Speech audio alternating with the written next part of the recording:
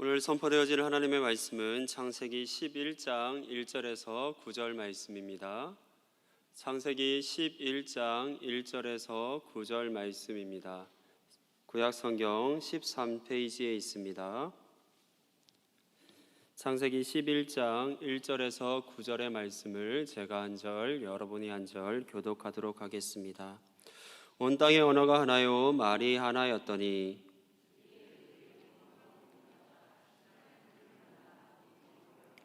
서로 말하되 벽돌을 만들어 견고히 굽자 하고 이에 벽돌로 돌을 대신하며 역청으로 진흙을 대신하고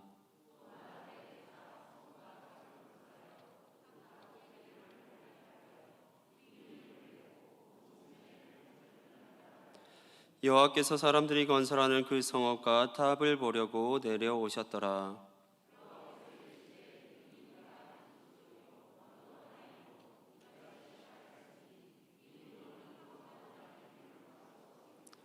자, 우리가 내려가서 거기서 그들의 언어를 혼잡하게 하여 그들이 서로 알아듣지 못하게 하자 하시고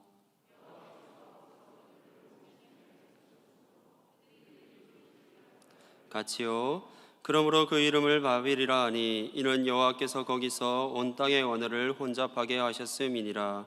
여호와께서 거기서 그들을 온 지면에 흩으셨더라. 아멘. 앞지자분들과 인사하겠습니다. 사랑합니다. 축복합니다. 우리는 예배자입니다. 사랑합니다. 축복합니다. 우리는 예배자입니다. 오늘 다시 신할 평지에서라는 말씀의 제목으로 함께 은혜를 나누고자 합니다. 오늘날 기계가 사람의 일들을 대신하는 일들이 많아지고 있습니다. 사람의 힘이 이전만큼 필요하지 않게 되었다라는 것입니다. 공장의 설비를 비롯하여 기계가 사람의 역할을 대신해 주는 일들이 많아지고 있는 것이 계속해서 사람의 일들을 기계가 대체해 나가고 있는 것이 오늘날의 현실입니다. 그러나 기계가 사람을 대신할 수 있는 것들이 많아졌다라고 해서 사람이 할 수 있는 일이 없어진 것이 아니라 사람의 능력이 없어진 것은 아니라는 것입니다. 기계가 사람의 일들을 대신하고 있지만 사람들이 모이면 기계가 하는 일들만큼 빠르게는 하지 못한다 할지라도 여전히 사람들도 많은 일들을 감당할 수 있습니다.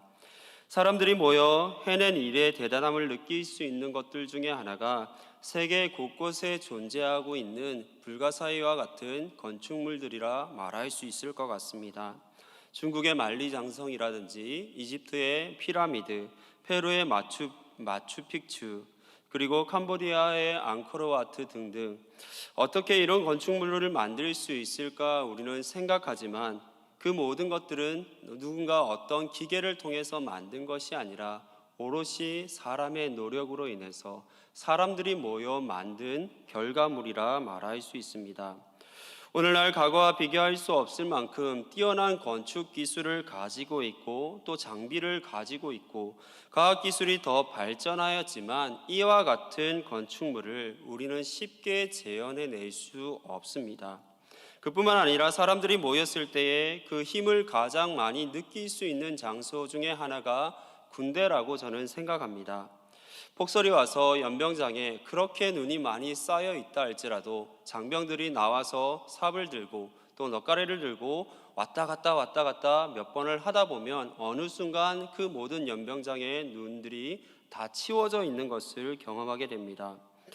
또한 사람들이 모여 있을 때에 혼자서 풀지 못하는 그 어떤 문제들을 풀 수 있는 힘이 있고 또 우리가 다 감당할 수 없는 일들도 여럿이 모여 있을 때에는 그 모든 것들을 감당할 수 있는 그런 힘을 가지게 됩니다. 그래서인지 뭉치면 살고 흩어지면 죽는다라는 이야기도 있는 것 같습니다. 그러나 우리가 코로나 팬데믹 시대를 지나면서 오히려 흩어지면 살고 뭉치면 죽는다라는 문구를 사용하기도 합니다. 오늘 말씀에는 노아의 방주 사건 이후에 사람들이 이렇게 모이게 되는 일들을 기록하고 있는 내용들을 볼 수 있습니다. 모든 사람들이 한 특정한 정서에 모이게 된 사건을 기록하고 있습니다. 1절과 2절의 말씀을 함께 보겠습니다. 온 땅의 언어가 하나요 말이 하나였더라. 이에 그들이 동방으로 옮기다가 신할 평지를 만나 거기 거류하며. 아멘. 모이게 된 배경에는 언어가 하나요, 말이 하나였다라고 말씀합니다. 이것은 어쩌면 당연한 이야기입니다. 하나님께서 물로 세상을 심판하신 노아의 방주 사건 이후에 노아의 족보가 창세기 10장에 기록되어져 있는데, 창세기 10장의 기록을 보면 족보가 나누어져 있는 것이 아니라 노아의 족보가 하나이다라는 것을 보게 됩니다. 즉 노아의 모든 족보 안에 있는 사람들이 모여서 옮겨갔기에 그들이 언어가 하나이고 말이 하나라는 것은 어찌 보면 너무나 당연한 것입니다. 한 족보를 가지고 있기에 한 가족이요 한 민족이었던 것입니다. 하나의 족보를 가지고 있던 노아의 후손들이 동방으로 옮기다가 시날 평지를 만난 후에 거기 거류하게 되었다라고 말씀합니다. 노아의 자손들이 왜 동방으로 이동하게 되었는지 표면적 이유를 성경은 설명하지 않습니다. 우리가 추측해 보기는 고대 사회가 농경 문화를 가지고 있지 아니하고 당시만 하더라도 유목 문화였기 때문에 그 유목 문화의 삶을 살아가다 보니 점점 더 동방으로 옮겨지게 되었다라고 볼 수도 있을 것 같습니다. 그러나 중요한 것은 그들이 동방으로 옮겨갔다라는 사실입니다. 우리말 성경에는 제3자가 여기서 제3자의 관점에서 노아의 자손들이 서쪽에서 동쪽 땅으로 옮겨간 것처럼 그렇게 표현하고 있습니다. 쉽게 말하면 저를 보는 어떤 분이 제가 인천에 있다가 강릉으로 가는 것을 보았습니다라고 말하는 것과 같이 표현하고 있는 것입니다. 그런데 성경의 원문의 동방으로라는 표현은 동방으로부터라는 표현입니다. 즉 그 출발점이 동방에서부터 시작되었다라고 기록하고 있는 것입니다. 창세기에 있어 동편이라는 표현은 너무나 중요한 장소를 이야기하고 있습니다. 창세기 2장 8절에 보면 여호와께서 하나님이 동방의 에덴의 동산을 창설하시고 그 지으신 사람을 거기 두시니라. 아멘. 하나님께서 에덴을 만드신 곳이 동방이라고 성경은 분명하게 말씀합니다. 즉 성경의 모든 지리의 중심에 에덴 동산이 있는 것입니다. 그리고 에덴 동산은 모든 인간들이 돌아가야 될 약속의 장소이며 또 하나님과의 믿음이 회복되어져야 될 장소를 의미하는 것입니다. 그런데 노아의 자손들은 이 에덴에서부터 동편으로 이동하고 있습니다. 아까 말했듯이 서편에서 서쪽에서 동쪽으로 이동하는 것이 아니라 그 삶의 중심이어야 되는 에덴 동산에서부터 점점 더 동쪽으로 멀어져 가고 있다라는 것을 의미하고 있습니다. 단순히 공간적 장소에서 멀어지는 것뿐만이 아니라 신앙의 삶으로부터 점점 더 멀어져 가고 있다라는 것을 말씀하고 있는 것입니다. 우리는 흔히 눈에서 멀어지면 마음에서도 멀어진다라고 표현합니다. 연애를 하는 사람들 중에는 때로는 멀리 떨어져 있어 가끔씩 만나 데이트하는 것이 오히려 더 편하고 좋다라고 표현하는 사람들도 있겠지만 대부분의 사람들은 멀리 떨어져 있기보다는 항상 가까이에 있기를 원합니다. 가까이 있으면서 얼굴을 보고 자주 만나고 대화하고 또 데이트하기를 원하는 것입니다. 그래서 누군가를 만나려고 계획할 때에 그 만남의 대상이 멀리 있는 사람보다는 가까이 있어서 언제나 만날 수 있는 사람이 우선 대상으로 여겨지기도 합니다. 멀어지는 것에 자주 얼굴을 보지 못하면 왜 그렇습니까? 자주 얼굴을 보지 못하면 서로에 대한 좋은 감정들이 계속해서 자라나지 못하기 때문에 일어나지 못하기 때문에 그렇습니다. 자주 볼 수 없게 되면 멀어지는 것입니다. 멀어지는 것에는 시간 또한 적용됩니다. 우리가 한두 번 얼굴을 보지 못한다라고 해서 멀어지는 것이 아닙니다. 가족이라 할지라도 또 가까운 사람이라고 할지라도 어떤 이유 때문에 한두 번 보지 못한다고 해서 우리가 그 사람과 멀어지고 절교하는 것이 아니라 보지 못하는 시간들이 계속해서 이어지고 자주 그런 일들이 일어나게 되면 점점 더 볼 수 없는 시간들이 많아지므로 멀어지게 되는 것입니다. 동방으로라는 단어는 장소를 의미하기도 하지만 시간을 의미하는 단어이기도 합니다. 시간을 의미할 때는 그 시간의 중심이 태고의 시간을 의미하고 있습니다. 하나님께서 천지를 만드신 시간으로부터 점점 더 멀어졌다라는 것을 의미하고, 신앙적으로 보면 하나님을 만났던 그 시간으로부터, 하나님을 만난 그 사건으로부터 점점 더 멀어져 가고 있다라는 것을 의미하고 있습니다. 시간이 흐르면서 점점 더 잊혀지게 되는 것입니다. 출애굽기 1장 8절의 말씀을 보면 요셉을 알지 못하는 새 왕이 일어나 애굽을 다스리더니라고 말씀합니다. 요셉을 알지 못하는 새 왕이 일어나 애굽을 다스렸다라는 것은 그만큼 많은 시간이 흘러갔다라는 것을 말씀합니다. 400년이라는 시간은 적은 시간이 아닙니다.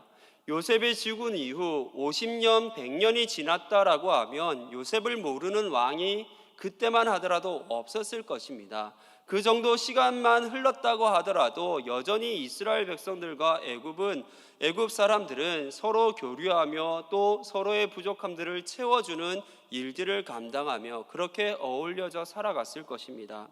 그런데 100년이 지나고 200년이 지나고 300년이 지나고 400년이 지나게 되면서 그들에 대한 모든 기억들이 잊혀지게 된 것입니다.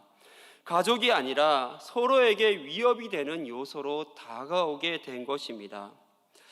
하나님의 얼굴을 가까이 하지 않는 시간이 길어지면서 그들이 이르게 된 장소가 바로 신할 평지입니다.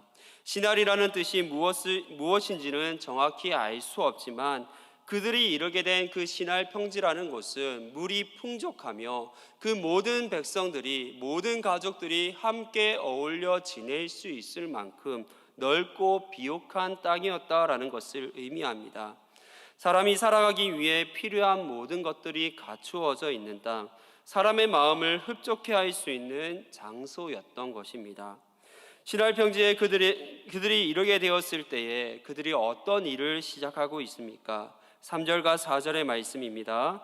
서로 말하되 벽돌을 만들어 견고히 굽자 하고 이에 벽돌로 돌을 대신하며 역청으로 진흙을 대신하고 또 말하되 자 성읍과 탑을 건설하여 그 탑 꼭대기를 하늘에 닿게 하여 우리 이름을 내고 온 지면에 흩어짐을 면하자 하였더니, 고대 사회의 집 형태를 보면 평평한 땅을 만들고 그 주변에 돌들을 쌓고 그 돌들의 틈 사이로 진흙을 넣어서 바람을 피하게 하는 건축을 많이 하였습니다. 물론 시대마다 건축의 방법들이 다 다르고 지역마다 다 다르겠지만 대부분은 돌과 진흙을 이용해서 집을 짓는 것이 대부분이었습니다. 그렇기에 집을 높이 쌓을 수도 튼튼하게 만들 수도 없습니다. 쉽게 무너질 수 있는 집의 형태를 가지고 있었습니다. 그런데 오늘 노아의 자손들이 어떻게 집을 짓고 있습니까? 벽돌을 불에 굽고 그리고 역청을 그곳에 발랐다라고 말하고 있습니다. 벽돌을 불에 구웠다라는 것은 오늘날 벽돌을 만드는 기법과 동일한 것입니다. 스스로 벽돌을 만들고 또 역청이라고 하는 오늘날 아스팔트를 그 사이사이에 넣어서 튼튼하게 집을 만들 수 있는 기술을 얻게 되었다라는 것을 말하고 있습니다. 당시의 사람들에게는 혁신적인 건축법을 발견하게 된 것입니다. 이전의 건축법을 통해서라면 높은 건물을 지을 수도 튼튼한 건물을 지을 수도 없었다면 이제는 그들이 생각하는 것 그 이상을 지을 수 있는 기술을 가지게 된 것입니다. 그랬을 때에 그들이 하는 말이 무엇입니까? 성읍과 탑을 건설하고 그 탑 꼭대기를 하늘에 닿게 하자라고 말하고 있습니다. 지금 현재 세계에서 가장 높은 건물이 두바이에 있는 부르즈 칼라파로 829.34m라고 합니다. 그리고 최첨단 과학기술과 건축기술을 접목하여 몇 년에 걸쳐 만든 가장 높은 이 건물이라 할지라도 해발 1708m에 있는 설악산 꼭대기보다 높지 못합니다. 그런데 노아의 자손들이 하는 말이 무엇입니까? 그들이 발견한 그 건축법을 가지고 탑을 건설하고 그 탑 꼭대기를 하늘에 닿게 하자라고 그렇게 말하고 있는 것을 보게 됩니다.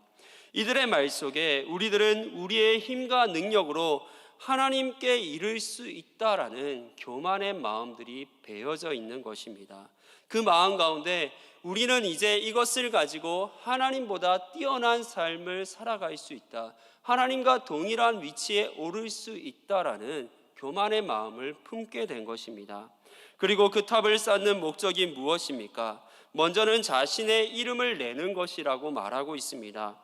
관광명소 어디를 가든지 사람들의 이름이 적혀져 있는 것을 보게 됩니다. 국내뿐만 아니라 해외 유명한 장소를 가보면 어디에서나 우리나라 사람들의 이름이 적혀져 있는 것을 볼 수 있습니다.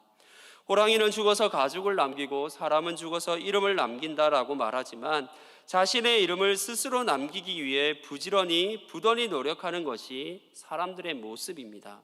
그러나 그렇다고 해서 그 이름이 기록되어지고 남겨지는 것은 아닙니다. 아니, 우리가 오히려 이름을 남기려 하면 할수록 우리의 이름은 사람들로부터 잊혀지게 됩니다. 자신의 이름을 알리려 하는 그 자체가 교만의 모습일 수 있습니다. 반대로 예수님의 모습을 생각해 보시기 바랍니다. 예수님은 자신의 이름을 남기려 하지 않았습니다. 모든 사람들이 예수님의 이름을 알고 있고 예수님이 가는 곳마다 예수님을 보기 위해, 예수님의 이름을 부르기 위해 모여들었음에도 불구하고 예수님은 그들에게 이름을 남기는 것이 아니라 그곳을 떠나 조용한 곳으로, 한적한 곳으로 가시는 것을, 그들로부터 멀어지게 되는 것을 볼 수 있습니다. 이런 예수님의 모습을 통해 우리는 겸손함의 모습들을 배우게 되는 것입니다. 그들이 또한 탑을 만드는 목적이 무엇입니까? 온 지면의 흩어짐을 면하기 위함이다라고 말하고 있습니다. 바벨탑은 인간의 노력으로 쌓아 올린 노력의 결과물이며 또 하늘에 이루고자 하는 인간의 교만함의 상징물입니다. 그 바벨탑을 보며 그들이 온 지면에 흩어지는 것을 면하고자 합니다. 다시 말해 바벨탑을 인생의 표대로 삼아 흩어지는 것을 면하고자 합니다. 인간의 노력의 결과물이며 교만의 상징물인 바벨탑을 표대로 삼는다는 것은 내 인생의 표대는 더 이상 하나님이 아니라 나 자신이라는 것을 선포하고 있는 것입니다. 나 자신이 쌓아 올린 그 업적을 바라보며 우리가 더 이상 하나님을 의지하지 아니하고 나를 의지하는 삶을 살아가겠다라고, 그 삶을 위해서 우리가 이것이 필요하다라고 그들은 탑을 쌓아 올리고 있는 것입니다. 탑을 쌓는 목적도 교만함 그 자체라는 것을 알 수 있습니다.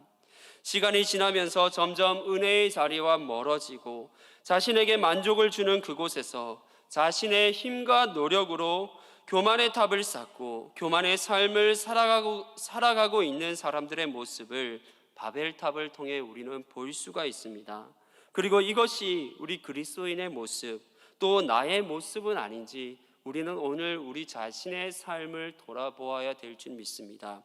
하나님은 그들의 그모한 모습을 보시고 그 교만을 아시고 그들 가운데 내려가셔서 그들의 언어를 혼잡하게 하며 온 지면에 흩으시는 것을 보게 됩니다.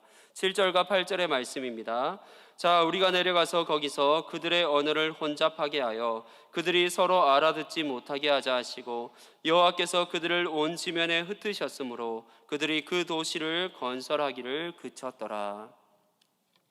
2020년 1월 우한 바이러스라는 이름으로 시작된 코로나 바이러스의 시대가 벌써 1년 10개월이 흘러가고 있습니다. 코로나 바이러스의 피해로 인해 우리는 하나님을 만나기 위해 노력하는 시간들이 점점 더 줄어들고 있습니다. 그만큼 하나님과 멀어지고 있다라고 볼 수 있습니다. 그 가운데 우리는 충분히 핑계하는 일들도 있습니다. 코로나 바이러스로 인해 예배하는 것에 대한 많은 어려움들이 있지 않았습니까? 계속해서 변경되는 그 정책 가운데 우리가 어떻게 해야 될지 몰라 예배의 자리를 지키지 못했습니다. 직장 안에서 많은 사람들이 우리에게 눈치를 주고 있기 때문에 나아가지 못했습니다. 그러다 보니 예배 드리는 것에 대한 두려움들, 근심과 걱정들을 안고 있습니다. 이렇게 우리는 핑계할 수 있습니다. 그렇다면 정말 상황 때문에 하지 못한 것입니까? 우리는 상황을 핑계하고 있지만 하나님과 멀어져 있는 시간이 길어지면서 우리의 신앙이 무너졌기 때문에 점점 더 예배의 삶과 또 교회와의 거리가 멀어지고 있는 것입니다. 어쩌면 무너진 나의 신앙의 모습을 속이기 위해서 주변의 모든 일어나고 있는 주변의 모든 환경들의 그 핑계를 대고 있는 것은 아닌지 우리 자신의 삶의 모습을 돌아볼 수 있기를 소망합니다. 오늘 우리는 위드 코로나가 적용되는 시점에서 다시 신할 평지에 서 있습니다. 믿음의 중심이 되는 것과 멀어져 오랜 시간을 지나왔습니다. 그리고 그 사이 우리는 우리의 힘과 노력으로 많은 것들을 극복하며 달려왔다라고 고백하고 있습니다. 그렇다면 이제 우리가 다시 이곳에 모이게 되었을 때에 우리가 감당해야 되는 일들이 무엇이겠습니까? 먼저는 믿음의 중심인 교회에서 멀어졌던 삶에서 다시 믿음의 중심이 되는 삶으로 돌아서야 될 줄 믿습니다. 동방으로부터 옮겨 동편으로 계속해서 이동해 가는 삶이 아니라, 신앙의 중심의 그 자리를 옮겨가는 삶이 아니라, 하나님의 은혜, 하나님의 말씀이 있는 그 예배의 자리로 다시금 돌아서야 될 줄 믿습니다. 노아의 자손들이 한 것처럼 자신의 힘과 능력을 통해 교만의 바벨탑을 쌓아 올리는 것이 아니라, 하나님과 멀어져 있는 그곳에서 교만의 탑을 쌓아 올리는 것이 아니라, 하나님의 은혜가 머무르는 곳, 하나님 중심의 삶을 살아낼 수 있는 그 삶의 자리로 우리의 삶의 자리를 옮겨가야 될 줄 믿습니다. 아니, 그 자리로 돌아갈 수 없고 내가 지금 그 자리에 어쩔 수 없이 머물러 있어야 된다라고 하면, 내가 머물러 있는 곳, 실패와 교만의 땅이라 할지라도 그 자리를 다시금 예배의 삶을 살아낼 수 있는 곳으로, 은혜의 땅으로 바꾸어 갈 수 있는, 그곳에서 예배의 삶을 살아낼 수 있는 우리 모두가 될 수 있기를 간절히 소망합니다. 5절 말씀을 보면 여호와께서 사람들이 건설하는 그 성읍과 탑을 보려고 내려오셨더라라고 말씀합니다. 하나님은 사람들이 건설하는 성읍과 탑을 보려고 내려오십니다. 그리고 그들이 가진 교만함의 끝을 보셨습니다. 하나님은 지금도 우리를 보시기 위해 이 자리에 내려오십니다. 하나님께서 우리 가운데 내려오시는 이유가 무엇이겠습니까? 우리의 교만함을 보기 위함이 아닙니다. 바벨탑과 같은 교만함의 모습을 보기 위해서가 아니라, 우리가 예배하는 그 모습을 보기 위해 하나님은 지금 이 자리에 내려오고 계십니다. 아니, 내려와 계십니다. 우리 예배 가운데 임재하기 위해 내려오신 것입니다. 하나님께서 우리의 모임을 통해 보기 원하는 모습은 자신의 이름을 내는 모습도, 자신을 인생의 표대로 삼고 살아가는 모습도 아닙니다. 하나님은 하나님의 백성들이 함께 모여서 예배하는 그 모습을 보기 위해 우리 가운데 임하시는 것입니다. 이스라엘 백성들은 바벨론 포로 70년의 생활을 마무리하고 예루살렘으로 돌아오게 됩니다. 예루살렘으로 돌아와 성전을 재건하며 회복과 부흥을 경험하게 될 것이라고 부푼 기대감을 가지고 예루살렘으로 돌아오게 됩니다. 하지만 그들의 처한 현실은 더 냉혹할 뿐이었습니다. 성전 건축을 위해 노력했지만 성전 재건은 마음처럼 쉽게 이루어지지 않습니다. 그들의 대적자들이 방해하고, 그들이 건축하고자 했던 그 모든 시간들은 지켜지지 아니하고, 건축은 지지부진하게 진행되어지고, 건축을 하고자 하는, 성전을 새롭게 짓고자 하는 그 의지마저도 꺾여지게 됩니다. 모든 백성들이 시리에 빠진 시간들을 보내게 됩니다.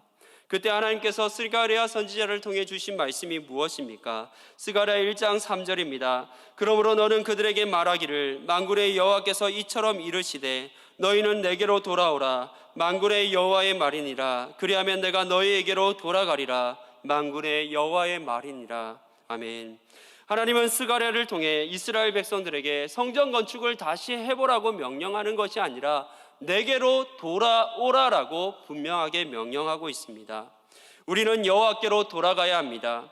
우리는 예배의 삶을 회복해야 됩니다. 우리를 사랑하시고 우리를 사랑으로 품어주시고 안아주시는 여호와께로 돌아가야 될 줄 믿습니다. 거리가 멀어지고 시간이 많이 지날수록 다시 돌아가는 것이 어려워질 뿐입니다. 아버지를 멀리 떠났음에도 깨닫고 다시 아버지의 품으로 돌아갔던 그 탕자처럼 우리도 하나님의 품으로 다시 돌아갈 수 있기를 바랍니다. 우리를 사랑으로 품어주시기 위해 기다리고 계시는 하나님의 품으로 언제나 나아가면 사랑의 음성을 들려주시는 그 예배의 자리로 나아갈 수 있는 우리 모두의 삶이 될 수 있기를 간절히 소망합니다. 우리는 이러한 시점에서 한 가지 질문을 할 수 있습니다. 지금 비록 내가 흩어져 있지만 각자의 자리에서, 내 삶의 자리에서 예배자의 삶을 잘 살아내고 있는데, 지금도 잘 지내고 있는데 왜 다시 모여야 합니까? 라는 질문을 던질 수 있습니다. 우리가 다시 모여야 하는 이유는 신앙의 삶을 재점검하기 위해서입니다. 차량이든 기계이든 오랜 시간이 지나고 나면 다시 재정비를 해야지만 안전하게 또 더 오랫동안 그 품질을 유지할 수 있고 그 모든 것들을 감당할 수 있는 힘과 능력이 있는 것입니다. 제대로 된 신앙의 점검 없이 흩어졌기에 각자의 자리에서 우리는 많은 어려움들을 겪고 있습니다. 예배는 잘 드리고 있다라고 말하고 있지만 예배만 드릴 뿐 그리스도인으로서 어떤 삶을 살아낸다든지 아니면 하나님께서 기뻐하시는 삶을 살아내지 못하고 갈팡질팡하고 있는 것이 우리의 모습이지 않습니까? 그렇기에 우리는 다시 모여야만 하는 것입니다. 모여서 다시 흩어진다 할지라도 제대로 된 믿음의 삶을 살아낼 수 있는 용사로 훈련받기 위해서, 다시 세워지기 위해서 모이는 것에 힘쓸 수 있는 우리의 삶이 되어야 하는 것입니다. 예수님은 부활 승천하시면서 제자들에게 한 가지 명령을 합니다. 약속한 성령이 너희에게 임하기까지 예루살렘을 떠나지 말라라는 명령입니다. 제자들은 예수님의 명령을 기억하며 마가의 다락방에 모여 성령이 임할 때까지 기도하는 삶을 살아가게 됩니다. 제자들에게 성령이 임한 이후 교회는 폭발적으로 성장하게 됩니다. 사도를 중심으로 설교할 때마다 놀라운 역사가 일어나고 베드로가 한번 설교했을 때 3,000명이 회개하고 돌아오게 되는 귀한 역사가 일어나기도 합니다. 그리고 어떠한 위협 앞에서도 두려움 없이 담대하게 하나님의 말씀을 증거하고 선포하는 일들도 일어납니다. 그뿐만 아니라 믿는 모든 사람들이 한 마음과 한 뜻으로 자신의 물건들을 통용하고 필요한 모든 것들을 나누는 아름다운 모습이 그 교회 가운데 나타납니다. 또한 어느 때 어느 장소에든지 모든 그리스도인들이 예수를 그리스도라고 가르치고 선포하는 모습들이 나타납니다. 그러나 초대교회 7집사 중 한 명인 스데반의 죽음 이후 그 많은 그리스도인들은 박해를 통해 곳곳으로 흩어지게 됩니다. 상식적으로 우리가 생각해 보면 부흥하고 있는 교회, 성장하고 있는 교회가 흩어져야 되는 것이 아니라 그곳에서 더 똘똘 뭉쳐야지만 더 많은 일들을 감당할 수 있을 거라고 생각합니다. 그러나 하나님의 계획은 그것이 아니라 그들이 충분히 훈련받았기 때문에 이제는 그 자리에 모여 있지 않더라도 흩어지더라도 그곳에서 자신의 일들을 감당할 수 있다는 것을 아셨기에 고난을 통해, 박해를 통해, 핍박을 통해 그들을 흩으십니다. 바벨탑처럼 교만으로 뭉쳐있기 때문에 흩어진 것이 아니라 그들이 흩어져도 그 흩어진 자리에서 충분히 교회로서 또 예배자로서의 삶을 살아낼 수 있다는 것을 하나님은 아셨기에 그들을 흩으신 것입니다. 각자의 삶의 자리에서 그리스도인으로서의 삶을 온전히 살아갈 수 있을 만큼 훈련되어졌기에 하나님은 그들을 흩으셨고 또 다른 의미에서는 하나님께서 그들을 각자의 자리로 보내신 것입니다. 지금 우리가 모여야 하는 것은 초대교회 성도들처럼 훈련받기 위함입니다. 성령 충만함을 받아 참된 예배자의 삶을 회복하고 더 많은 하나님의 사랑을 전하는 자로 삶의 자리를 하나님을 예배하는 것으로 만들기 위해 우리는 지금 이곳에 다시 모이기 위해 노력해야 되는 것입니다. 오늘 우리에게 가장 회복되어야 될 모습이 예배의 모습입니다. 비록 우리가 다 함께 모일 수 없다 할지라도 각자의 자리에서 예배를 위해 기도하며 또 예배의 자리에 나오기 위해 노력할 수 있는 우리의 삶이 되기를 간절히 소망합니다. 이제는 위드 코로나 시대가 되어서 점점 더 우리가 핑계할 것이 없다라고 말할 수 있습니다. 아니, 백신도 맞았고 또 위드 코로나 시대이기 때문에 더 이상 교회에 나오지 못할 이유를 찾는 것이 오히려 더 핑계가 될 수밖에 없습니다. 우리가 핑계를 찾기보다는 이제는 예배의 삶, 예배를 위해 나오는 우리의 삶의 모습들이 되어지기를 간절히 소망합니다. 찬양을 하나 소개하고자 합니다. 지난주일 오후에 들었던 은혜라는 찬양을 작곡한 송경민 씨가 지은 찬양인데, 아닙니다. 이거는 가사만 제가 읽어드리도록 하겠습니다. 제목이 모이면 예배, 흩어지면 예배입니다. 가사의 내용을 보면 하나님 어디에나 계시죠. 교회와 가정, 학교와 일터에도 하나님 이름 부르는 그곳에 주 계시니 그곳이 바로 교회라. 내가 선 곳 그곳이 어디라도 여전히 주님 나와 함께 계시니 하나님 이름 부르며 살리. 내 안에 주 계시니 우리가 바로 교회라. 우린 모여서 예배하고 흩어져서 예배해요. 우리 어디에 있든지 하나님 함께 하시니 우린 모여서 예배하고 흩어져서 예배해요. 우리 어디에 있든지 오직 주님만 예배합니다. 오늘 우리의 삶이 다시 훈련받기 위해 예배의 자리로 나아오는 삶, 하나님께로 다시 돌아와 예배하는 삶이 될 수 있기를 간절히 소망합니다. 어떤 핑계를 찾기보다 하나님 앞에 어떻게 하면 더 가까이 나아갈 수 있을까? 하나님 앞에 어떻게 하면 예배하는 삶을 살아낼 수 있을까를 고민하며 하나님께로 한 걸음 한 걸음 더 다가설 수 있는 우리 모두가 될 수 있기를 간절히 소망합니다.